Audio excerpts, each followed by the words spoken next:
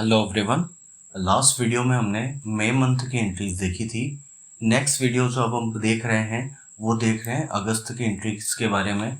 अगस्त में यहाँ पर जो पहली एंट्री आती है वह एंट्री आती है receive cash for consulting fees ₹1,20,000। तो इसके लिए आपने रिसीव करा है तो आप F6 प्रेस करके रिसिप्ट में जाएंगे।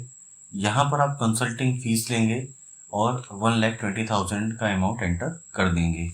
यहाँ पर लिखा हुआ है कैश क्योंकि रिसीव कैश, तो रिसीव कैश के लिए यहाँ पर अब हम DR के सामने कैश को लेंगे। इससे आप एंट्री को कंप्लीट कर सकते हैं। नेक्स्ट एंट्री आती है paid salary of ₹18,000 by cash. तो यहाँ पर आपको पेमेंट करना है क्योंकि आप सैलरी पे कर रहे हैं, तो आप पेमेंट वाउचर लेंगे F5 प्रेस करके। फिर आप सैलरी का लेजर लेंगे और सैलरी आप दे रहे हैं 18,000 रुपये बाय कैश, तो यहाँ 18,000 रुपये लेंगे और CR के सामने हम कैश ले लेंगे। आपको कभी एंट्री करने में प्रॉब्लम आती है तो एक टिप का आप यूज़ कर सकते हैं। एक ट्रिक रहती है जिससे आप एंट्री को पहचान सकते हैं कि कहाँ पर क्या रखा जाएगा। तो अब जैसे इस एंट्री में हम देख लेते हैं कि हम सैलरी दे रहे हैं, तो हमेशा ध्यान रखिए टैली का एक रूल होता है कि यदि अगर कैश आपके पास से कम हो रहा है तो कैश को हमेशा CR के सामने यानी कि क्रेडिट के सामने रखा जाएगा, और यदि कैश आपके पास बढ़ रहा है तो आप DR यानी कि डेबिट के आगे कैश को रखेंगे। इससे आपकी एंट्री कभी भी गलत नहीं होगी। आप कभी भी अगर पैसा देते हैं किसी को तो CR के सामने क्रेडिट के सामने कैश रख देंगे और DR के सामने उस व्यक्ति का नाम रख देंगे या जो भी रीज़न है आपके कैश के जाने का। हमेशा ध्यान रखिए कैश के जाने का रीज़न DR के सामने और कैश CR के सामने, तब कैश जाएगा। लेकिन सपोज करिए आपके पास कैश आ रहा है तो फिर आप इसको स्विच कर देंगे, मीन्स फिर आप CR के सामने वो रीज़न रख देंगे जिससे कैश आ रहा है और DR के सामने कैश को रख देंगे। आसान भाषा में बोले तो कैश जाएगा तो कैश क्रेडिट के सामने और कैश आएगा तो कैश डेबिट के सामने।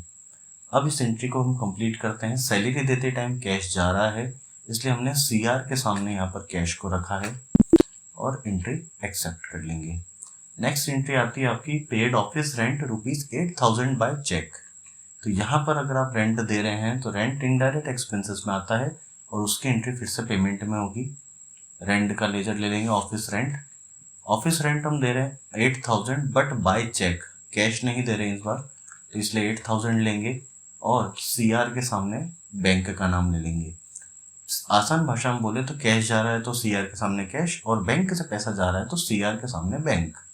ऐसे आप एंट्री कंप्लीट कर सकते हैं। नेक्स्ट एंट्री आती है पेड टेलीफोन एक्सपेंसेस बाय ₹7,500। तो यहाँ पर वापस से पेमेंट में एंट्री होगी क्योंकि इनडायरेक्ट एक्सपेंसेस है।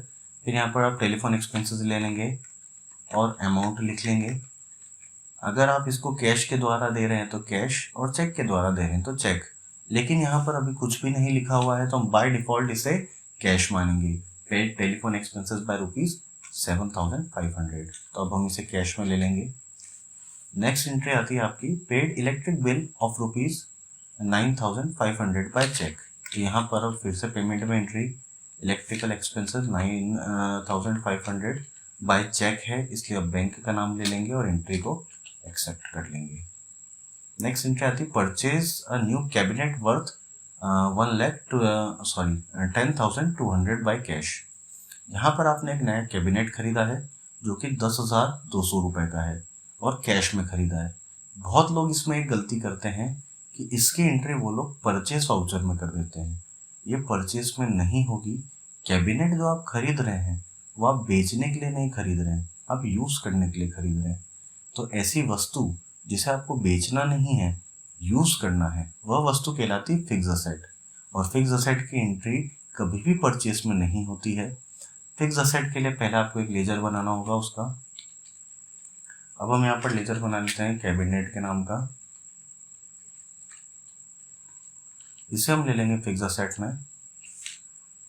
यहाँ पर अमाउंट है 10,200।